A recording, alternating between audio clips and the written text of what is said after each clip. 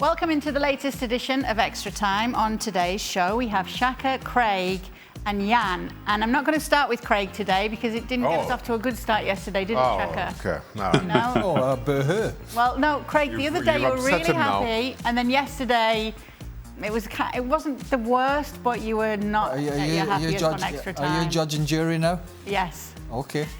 Fair enough. I think you might not hate the first question, though. Well, I'll decide. All right. I'm going to put it to Jan. This could go anywhere. I'm going to put it to Jan, and you can let us know what you think. Right. Jan, Jerome Ashkenazi asks, is everyone sleeping on Liverpool's title chances? It seems all the talk is on big summer signings versus stability Klopp has there.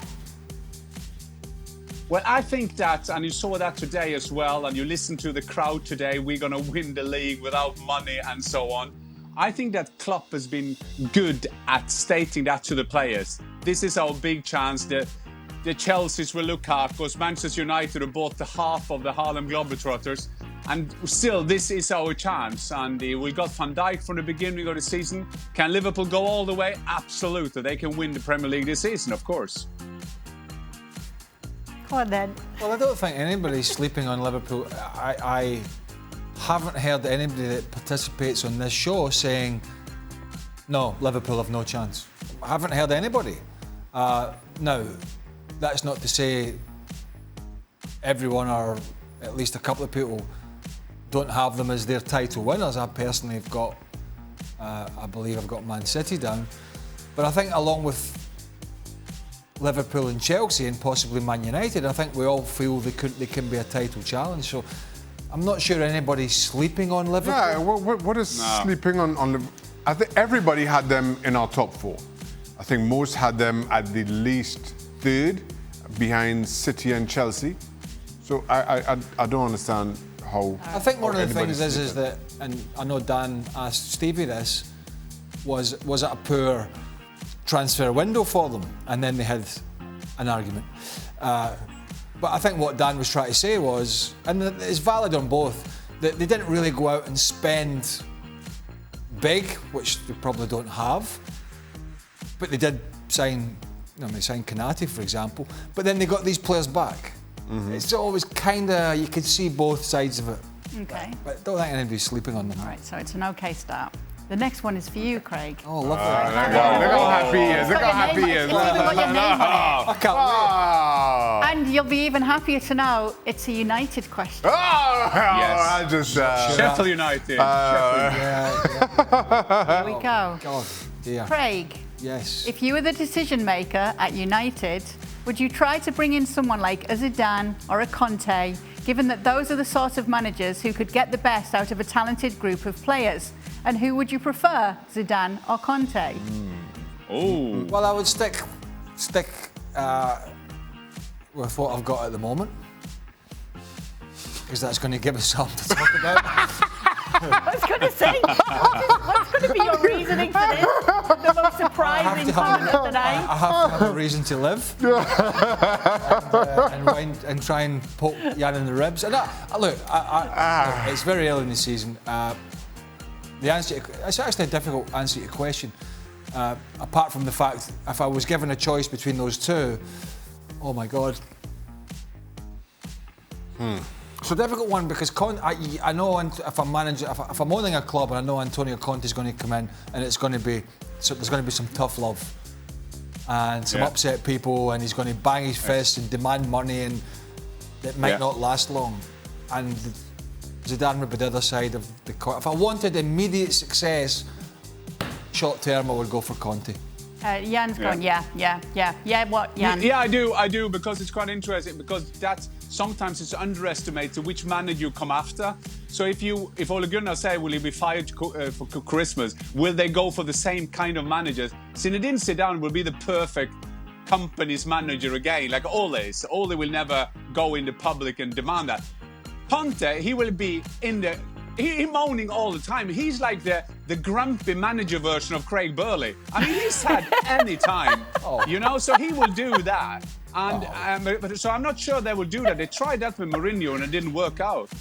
Yesterday it was you and Robbo I think he's talking about your hair, Craig. I think I think it's a jab about your hair, Craig. yesterday it was you and Robbo. It was getting the potential human resources phone call. Today I'm getting all the stick. It's very difficult to take. So you're not having that comparison. What comparison? That Conte is the listen, managerial version of you. I'll take any comparison. I'm not fussed. Good and bad. I'm Careful. All right. when I leave here, I start skipping and I'm laughing and everything. Yeah, we know. We've seen it. No. What was the time Nickel couldn't walk? With his gout? When his gout, he actually got wheeled out of here. Before you came, his gout was so bad. Right? It wasn't these; it was different chairs. Dan had to wheel him out the studio all the way back to his desk, and he sat there. When the desks were still here in this side of the building. Yes. Yeah. Okay, because I was just imagining him getting pushed through the corridor I think he was quite enjoying it. Ah, goodness. His gout was that was when he was trying different dietary supplements for his different beers. He's trying different beers. He was even on Prosecco at one point. True story. True story. He was trying to True story. His doctor told him he's a Budweiser drinker, right? Through and through. His doctor said they need to lay off the beers, so he switched to Heineken. True story. Did you tell him only Heineken can do this? So, he was trying to find a way to not have the gout, but not give up alcohol. Right? Why take a fizzy drink? That was his sort-called life. And now, bearing in mind, this is the most Did you have it in the glass? Prosecco-like drink you've ever seen in your life. He came in, he says, I've tried Prosecco. That didn't work either. I'm surprised his palate didn't Imagine him saying protect to his missus, Eleanor, pour me another Prosecco. Yeah, here's the thing. Steve will tell you this with a straight face. Like, everybody should think of this. I wonder when's he next on? We need to know. He can come and clarify whether that's right. Tried everything. Right. Well, now we're going to go to a conspiracy question for you, Shaka. Oh, goodness me. That's the last thing I need. What's the conspiracy? Are tonight's VAR overturns clear indication of big club bias? Neither the City or Arsenal overturns were clear and obvious errors from calls on the field. Well, everybody knows my feeling on this. I feel big clubs get the benefit of the doubt more times than not. That being said, both the decisions that were given today and overturned, I agree with them being overturned. Both of them. So I'm kind of going against my own conspiracy I don't know why theory. people have a problem with this, and with this clear and obvious.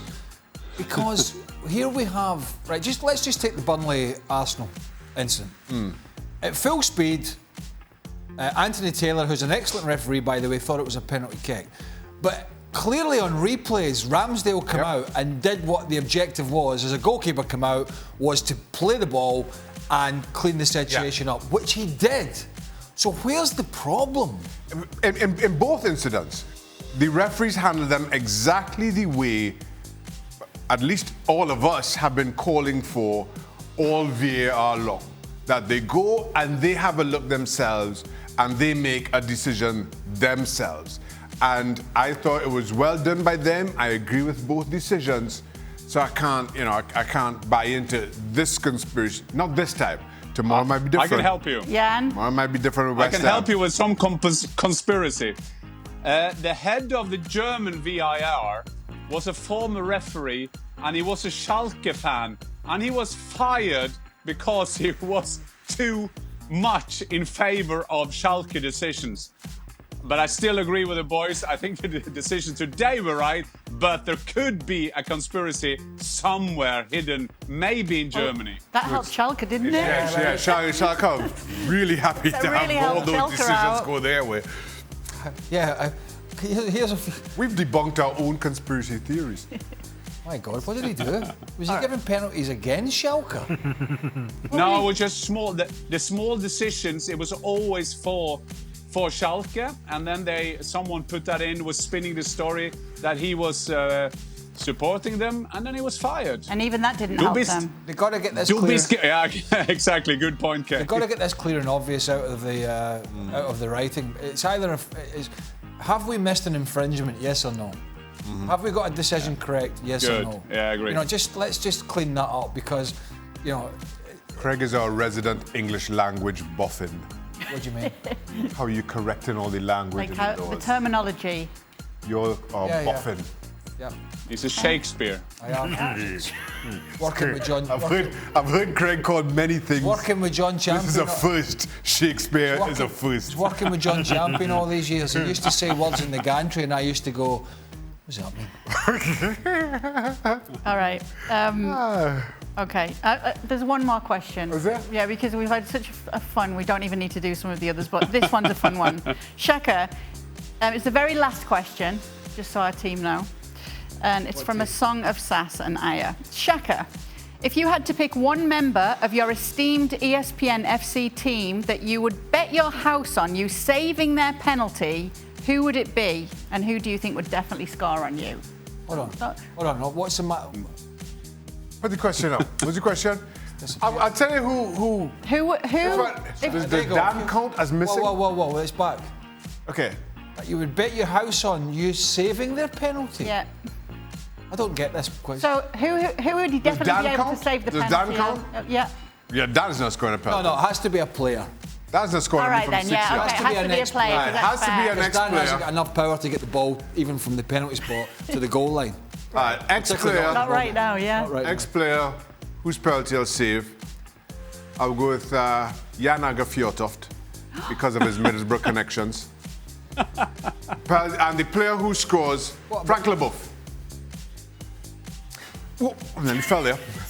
That is the worst argument I've ever heard. I said that for Kay. That was really for Kay. That was really for Kay, I'll be honest. First of all, I scored so many goals, we can be on forever. So I would probably have scored against you. And secondly, Frank Leboeuf. Frank Leboeuf, I'll think...